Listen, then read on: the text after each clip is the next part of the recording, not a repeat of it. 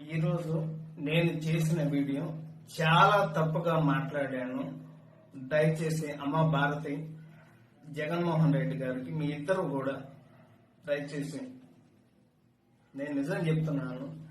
నేను అన్నమాట చాలా తప్పు. మీ భారతి గారి కాళ్ళు పట్టుకొని నేను ఒక ఆడ వారి గురించి ఇలాగ మాట్లాడటం నా తప్పు. దయచేసి మీ కాళ్ళు పట్టుకుని నేనైతే క్షమించండి. నేనైతే క్షణికావేశంలో ఈ మాట అనాల్సి వచ్చింది.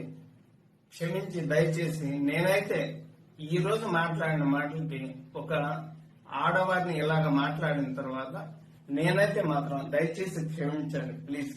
నేనైతే ఇంకనైతే వీడియోలు చేయదలుచుకోలేదు.